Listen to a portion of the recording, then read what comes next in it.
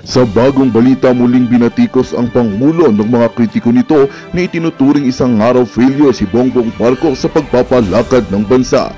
Ayon sa kanila, ang Pangulong araw ay walang nagawa para sa bayan at mas inuuna pa nito ang sariling interes kaysa sa kapakanan ng mamamayan.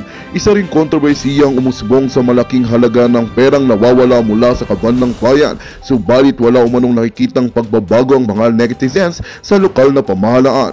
Lumalabas na ang malaking bahagi ng pondo ng bansa ay nauuwi lamang sa personal na paggamit ng Pangulo at ng kaniyang asawang si Liza Smags. Napapansin ng publiko ang patuloy na pagkawala ng pondo ng bayan nang hindi ito nakikita ng anumang positibong epekto sa pamumuhay ng mga mamamayan.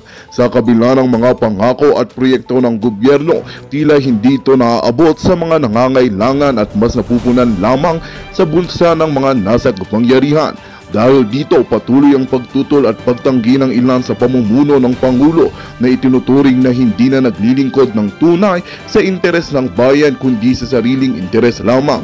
Sa gitna ng patuloy na kritisismo at pagtutol sa administrasyon, umaasa ang publiko na magkaroon ng tunay na pagbabago at pagtutok sa mga isyu na tunay na kakatulong sa pag-unlad ng bansa. Subalit hanggang hindi na isa sa ayos ang mga suliraning kinakaharap ng bayan, patuloy ang pangangamba at pag-alala ng mamamayan sa kanilang kinabukasan at sa direksyon ng bansa.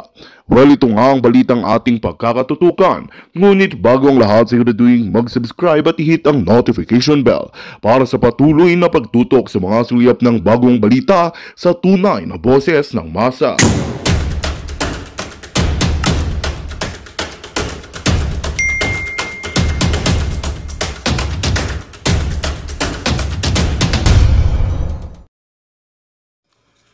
Magandang araw mga kaibigan. Welcome to our backup channel, tong The General's Viewpoint. I created this channel last year, mga December, purposely para in case na may mangyari sa active channel natin yung General's Opinion, meron tayong mapupuntahan na channel. Okay, so sa mga hindi pa nakasubscribe, please subscribe to this new channel. Ang link ilagay ko sa description box ng video na ito. Pakiclick na lang para makasubscribe. Okay. So, kaninang umaga, by the way, gusto ko munang i-shout out itong may nagpadala sa akin ng dalawang malalaking balikbayan boxes from United Kingdom. Mga used clothing, ang iba pagkain, sapatos, at iba pa para sa Talaandi tribe. Ang nagpadala po ito, pasensya na kayo, baliktad. E-Learning Group UK, headed by President Janet Becerra, Secretary Norma Biloria. Itong si Norma ang aming kaibigan sa La Union. Salamat Norma, salamat Janet, and sa lahat ng officers ng e-learning group. Rest assured na bukas makalawa, madala na namin ang inyong mga pinadalang mga damit at iba pang gamit sa Talaandi tribe. Okay, ito kaninang umaga, nag-open ako sa aking itong ating YouTube channel. Nabigla ko dahil there's a problem, ganun. Hindi ko na ma-open. I need to sign in, and then pag sign in ko, yung password hindi naman tatanggapin. It appears, I'm not sure na mayroong nakialam sa aking channel, binago ang password, kaya hindi ko na Anyway, I hope na magawan namin ito ng paraan. It's a technical problem. Babalik tayo sa General's Opinion kung maayos namin. But kung hindi, ito na, meron tayong backup channel. Kung sino man ang may kagagawa nito, kung gusto niyo akong patigilin sa pagpahayag sa aking mga obserbasyon, political views sa nangyari sa bansa, nagkakamali kayo. Tuloy-tuloy po I consider it as a public service, itong ginagawa kong pag-vlog. Okay? So, sana maayos namin ito kagad. And then, mabuti na rin para mag-upload ako dito sa General's Viewpoint para madagdagan yung videos, madagdagan yung watch time hours, at hopefully, magkaroon na rin na ito ng ads at magkaroon din ng income. Yung income po sa ating vlogging journey, itinutulong natin sa mga Talaandig tribe. Okay, may topic pa rin tayo ngayon. Dito sa Philippine Star. Saan naman to? Nakalagay dito, 100 NFA lost. Nabasa ko. NFA lost 112 million as a result of NFA rice sale. Ito po yung iniimbestigahan ng ombudsman ngayon na suspend 139 officials ng NFA from the top, NFA administrator down, regional directors, warehouse supervisors. Ito na yung pinaka first time in history na malawakan suspension ng NFA officials dahil ang ombudsman na nakakita sila ng strong evidence of guilt na mayroong kalukuhang nangyari. Anyway, kaya imbestigahan, suspended without pay. So, the other day, ang ombudsman mismo, si Samuel Martires, siya mismo ang nag-serve ng subpoena sa NFA main office. First time din na nangyari ito para isubmit ng NFA officials yung required documents para walang whitewash. So, kapuri-puri ang ginagawa ng ombudsman ngayon. So, ito, yung balita sa Philippine Star na nabasa ko, lumalabas na according to SINAG, yung farmers group, SINAG, Samang Industriya ng Agrikultura sa Pilipinas, under its Executive Director Jose Cainglet, kinompute nila NFA, bumibili siya ng palay sa mga farmers 23 pesos per kilo. Palay pa yan ha. Tapos, ano pa yan, may mga processing pa. Ang estimate is gagastos ang gobyerno, NFA, ng mga around 15 pesos para sa milling. So, supposed to be ang selling price ng NFA para hindi malugi ang gobyerno, it should be 40 pesos per kilo. So, bawi lang yung pera, yung pinambayad, yung gastos sa milling, processing, and everything, 40 ang pinakamababa. Ang lumalabas dito sa iniimbestigahan na pagbenta ng NFA rice, 25 pesos per kilo lang ang benta ng NFA. Okay na lang sana kung yung 25 pesos per kilo, that 75,000 bags of rice yan, dami, binenta. Kung yun, ibinenta para sa mga taong nangangailangan, yung mga nasa laylayan, yung hirap na hirap sa buhay, okay lang. Kasi nakatulong ang NFA sa mga nangangailangan. Parang subsidize na lang ng gobyerno na ipababang presyo kasi ang nakinabang mga nasa laylayan. Ang problema, ang nakinabang 2 rice traders lang ang pinagbentahan ng NFA yung 75,000 sacks of rice na walang bidding. Kaya ang computation nitong SINAG, Farmers Group, nalugi tayo. nalugi ang taong bayan ng 112 million pesos. That's a lot of money. Okay? Ang hirap pong maghanap ng kwarta ngayon. Tapos, ganun lang ang taong bayan, tayong mga taxpayers, mawawalan tayo ng 112 million pesos. Napakasakit, Kuya Eddie. Kaya sana, itong sinimulan ngayon ng ombudsman investigation, malawakang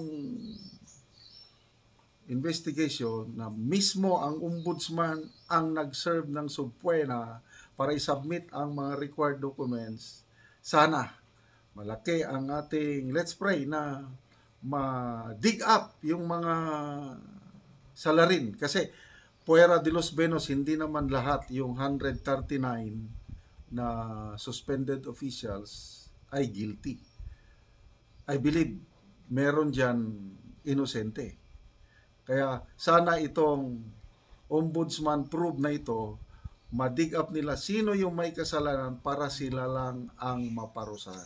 At sana hindi na ito maulit dahil sabi ng Sinag, matagal na daw ito na ginagawa sa NFA. Kaya lang ngayon lang malawakan. Ganon din si Senator Cynthia Villar. Sabi niya, ano na yan? Noon pa yan. Kaya ang Senate Committee on Food and Agriculture, iimbestigahan din nila ito. Ang nauna nang nag-imbestiga ang House Committee on Food and Agriculture. So, tatlo na, dalawang congressional hearing plus ombudsman. Sana matigil na po ang kalukuhan na nangyayari sa NFA. Sana ang NFA mag-serve to mga tao ba ang hindi yung uunahin yung bulsa bago ang taong bayan. Kawawa ang taong bayan. So, sana magkakaroon talaga ng bagong Pilipinas. Kasi yun ang logo, yun ang battle cry ng administrasyong ito, bagong Pilipinas. Paano bagong Pilipinas na lumalala naman ang sitwasyon? Malala ko, walang ganitong pangyayari sa NFA panahon ni PRRD. Ngayon lang ito nangyari. So, good luck po sa Ombudsman. And again, salamat sa mga nag-subscribe na sa The General's Viewpoint. Sa hindi pa nag-subscribe, paki-click lang ang link ng ating backup channel sa description box ng video na ito. And sana ma-recover pa namin yung aking General's Opinion na account. Sana hindi kinagagawan ito ng mga gustong magpatigil sa akin sa pag-vlog. You will never succeed. Tuloy-tuloy lang ang ating vlogging journey.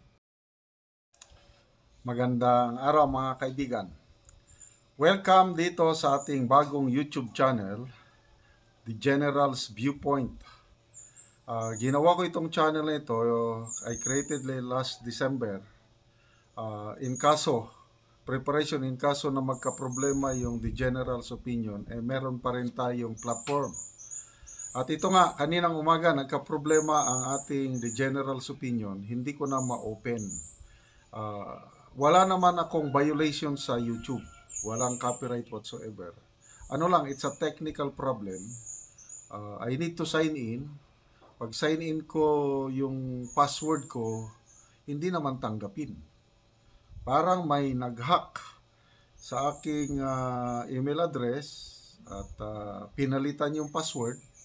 So dahil hindi ko alam ang password, hindi ko na ma-open. But then may tumutulong na sa akin na mga IT graduates. I hope na ma-recover namin yung password ko at makapag-upload ako sa The General's Opinion. So meantime, dito tayo sa The General's Viewpoint. Yung hindi pa nakapag-subscribe, please subscribe na kayo dito. And then yung link ng channel na ito, ilagay ko sa description box. Paki-click lang para makasubscribe. Okay? So, ako gusto kong magbigay ng reaksyon ngayon sa pinaka-latest live stream vlog ni Maharlika, yung natataranta na ang Malacanang. Dahil sa matagumpay na mga prayer rallies, nagsimula sa Davao, Cebu, ngayon sa Liwasang Bonifacio, pangilang araw na ito hanggang March 12. Natataranta, according to Puting Ahas ni Maharlika sa Malacanang, natataranta na nasa Malacanang at pinagsisibak ang mga gwardiya sa Malacanang. Akala ko, hindi ko pa masyadong pinanood yung sa title lang, Malacanang Security Guards, pinagsisibak. Akala ko mga presidential security guards, yung mga sundalo. Yung pala, may mga security guards pala na naka-assign, augmentation sa Malacanang. Hindi ko napansin yun. So, takot na takot daw ang mga nandyan sa Malacanang dahil daw baka itong mga security guards ay hindi maasahan pag may sumugod na mga rallyista sa Malacanang. Kaya pinagsisibak. I don't know kung anong nangyari ang pinagsisibak, kung nalipat lang ba ng ibang gwardiyan. Kasi mga ordinary security guards ito eh. May pamilya ito na pakakainin. I hope na hindi sila tinanggal sa trabaho. Sana naman nilipat lang sa mall o sa ibang establishment na gwardiyahan nila. So kung tinanggal yung mga security guards, baka naglagay na ng additional na sundalo. So ganoon na lang. Kung wala kayong tiwala sa security guards o sundalo, ang problema, baka later on, ang mga nasa Malacanang, mawawalan na rin ng tiwala sa mga sundalo. At pagsisibakin na naman ang mga sundalo ng PSG. Nangyari na yan nun eh, may vlog si Maharlika na pinagre-relieve dahil na aburido ang Malacanang, yung mga puting ahas na hindi tumitigil, report ng report. So ang duda, baka ang mga PSG ang nagre-report mga puting ahas ni Maharlika, kaya pinagtatanggal, pinalitan ng iba. So ngayon, pati security guards pinagdududahan na, pinagsisibak at tinanggal sa Malacanang. So I'm sure dinagdagan ng seguridad mga regular soldiers or policemen. So, bakit ka matatakot kung gumagawa ka ng maganda? Kung ginagawa mo ang tama, di ba? Eh gawin nyo ang tama para bakit nagsimula itong rally na ito? Kung ating i-trace up ang punot dulo ito, bakit naisipan ng kampo ni Tatay Digong na magsimula ng sunod-sunod na rally is because yung people's initiative nila. Yun ang number one na dahilan, itong people's initiative. At according to these leaders ng mga rally, hindi sila titigil hanggat walang indikasyon na stop na ang people's initiative or charter change. So, yun ang punot dulo. Anong purpose ng people's initiative o charter change? Para mapalawig, para ma-extend ang termino ng mga nanunungkulan. So, very clear sa ating konstitusyon na ang presidente hanggang 6 years lang, after that hindi ka na mag-re-elect. Eh ang plano, gusto nilang manatili sa pwesto. At ito pa ang masama, babaguhin ang sistema ng gobyerno ngayon. Itong presidential system o bicameral system. May dalawang chamber, may House, may Senado. Eh gusto nila unicameral na lang o parliamentary para ang Prime Minister hindi nabubutuhan ng tao. Ang pipili ng Prime Minister, mga members of Parliament na lang. Yun ang very clear na gusto ng People's Initiative. At yun ang inaayawan ng prayer rally. Kaya ang prayer rally, tuloy-tuloy yan. May pangatlo na, aside itong Liwasang Bonifacio, I don't know kung pangatlo na ba ito, meron ng scheduled prayer rally somewhere in Bulacan. Yung maisog na hakbang ng maisog. Meron na. Hindi pa lang na-announce kung kailan ongoing na ang preparasyon, ang planning stage, nandun na. So, naalarma ang Malacanang, simple lang ang solusyon yan. Para tumigil, edi itigil na nila ang PI o charter change. Wala, hindi pa nila wini-withdraw yung mga signature forms sa COMELEC. Kasi, according to Senator Amy, anytime pwede nilang itulong. Ngayon na maingay pa ang taong bayan, edi medyo naglaylo sila. Ano ngayon ang parang pinapalabas na gagawin nila? Yun lang. Yun sa resolution of both houses 6 and 7, yun na, pinapaspasan ngayon na talakayin sa House at ipapasa na nila sa Senado before Holy Week break. Parang Senado bubutuhan na rin kung tatanggalin yung mga kunuhay restrictions sa economic provisions ng konstitusyon, yung bawal pagmamayari ng mga dayuhan sa education, sa advertising, sa educational institution. Yun ang pinag-uusapan niya.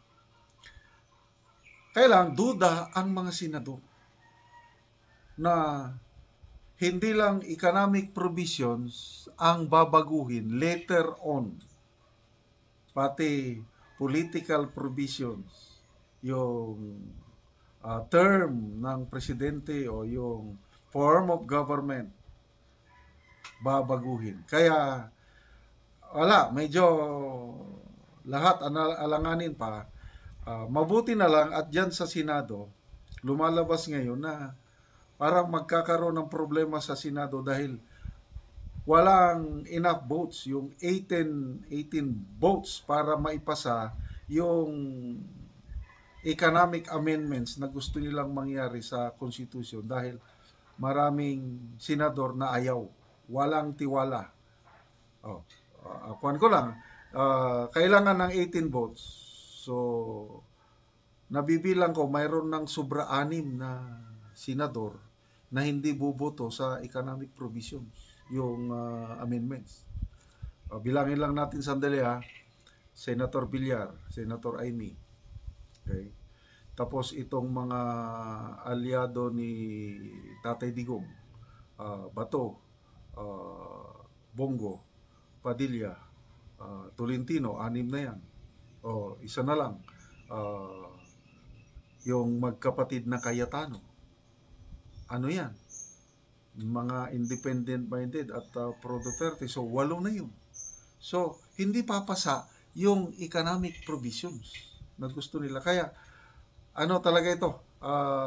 Tuloy-tuloy ang labanan, yung political unrest sa ating bansa dahil sa People's Initiative na yan. At ito namang mga prayer rallies na ito tuloy-tuloy. So, sana ma-resolve na itong issue na ito kasi ang nasasakripisyo ang taong bayan, ang taong nasa laylayan. Instead na mag-focus tayo sa economy, sabi nga ni Atty. Vic, ang tunay na problema hindi yung konstitusyon. Corruption, inflation, at political persecution. So, yun ang itigil ang political persecution, itong ginagawa sa SMNI. Itong panggigipit kay BP Sara, kay PRRD, ICC, itigil yan. Tapos, corruption, labanan. Inflation, labanan. Yun lang. And then, tatahimik ng lahat. Diba ganun lang kasimple? Para wala nang katatakutan yung nasa Malacanang nga, lulusog pa ang mga tao.